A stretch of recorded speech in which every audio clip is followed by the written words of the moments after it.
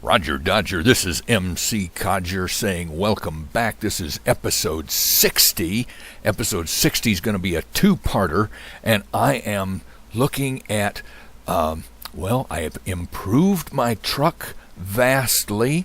You can see there's the last of my old truck, and this was my first attempt at building a truck that would actually have 4 directions.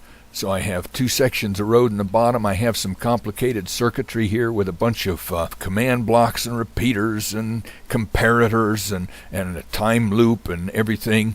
And I managed to get this to work. I was going to have 4 different circuits, one for east, one for west, one for north, one for south.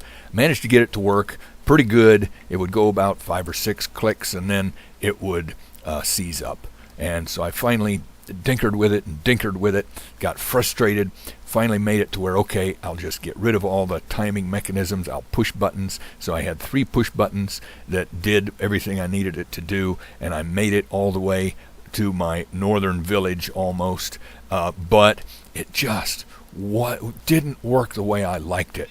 So what I did was I was talking to MC Codex about it, and he said, hey, why don't you just use structure blocks?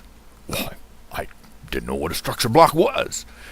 So I went to his site where he unpacked version 1.10, and he had a little bit on structure blocks, and I did a little more research, and I've got the coolest thing with structure blocks. So I want to show you first what they are, what we can do with them, and how they totally change everything. So let's go to my northern village and we'll look at structure blocks. Okay, here we are at my northern village, kind of off a ways from it. You can see my portal over there, and I've made a little, just a little house, different window pattern on each side, which will, you'll see why I did that in just a moment. And I just you made that house using the fill command with with hollow after it, and then just kind of added the doors and so on. But what I want to do is look at structure blocks here, which are the coolest things. Now, a structure block, like a command block, you have to be in creative and you have to give it to yourself, or you have to be in creative in order to make it work. So we give at P, and then I'm just going to say structure and hit the tab button until it tells me what I want. Just structure, there we go, structure block. And there is my structure block. Now, structure blocks are of 4 different types. You only get one, but when you open it, you can make it do 4 different things. Its default is to a data block. That's what that looks like, is a data block. You can also go in here and push this little D and go to go to the save block, which looks like that. You can also push this again and go to the load block, which looks like that, and you push it one more time. Push it one more time, and you go to the corner block. Now, here's what I'm going to do. I'm going to take a corner block, 2 of them actually, and I'm going to surround, just take 2 opposing corners.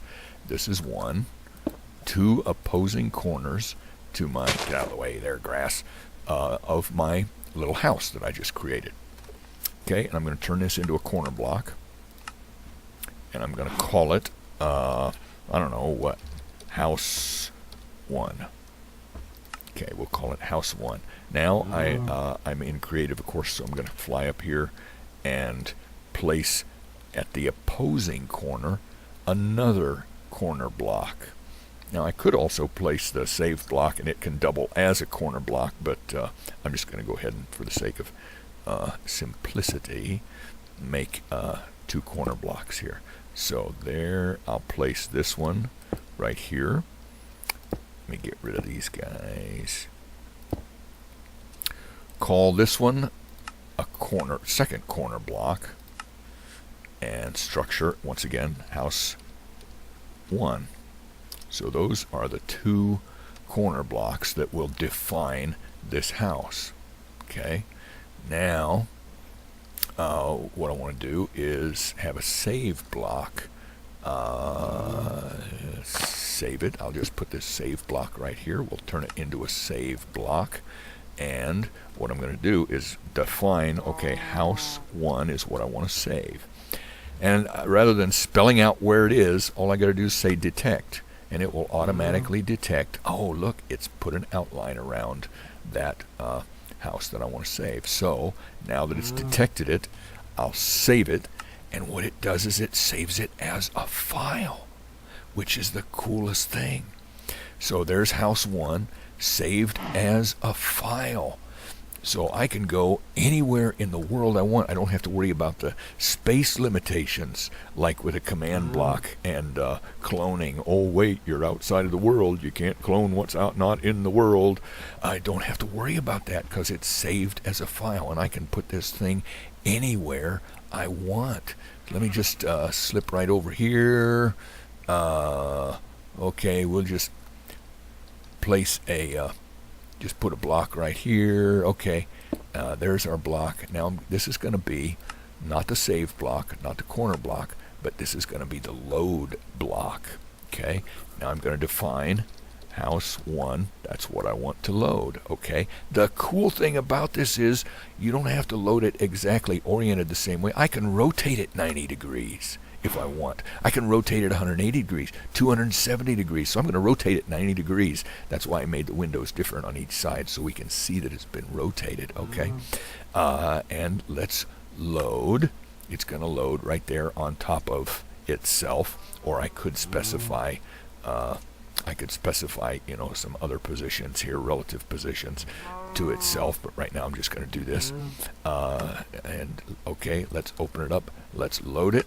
And look at that. There is there's now, notice that the T-shaped window on this one is on this side, but on this one it's on this side because I rotated it 90 degrees. So you can have one basic house that you can create, load in, then you can put it anywhere you want in the world, rotate it, and have and just have incredible options available to you beyond the clone command. So that's basically how the structure block works.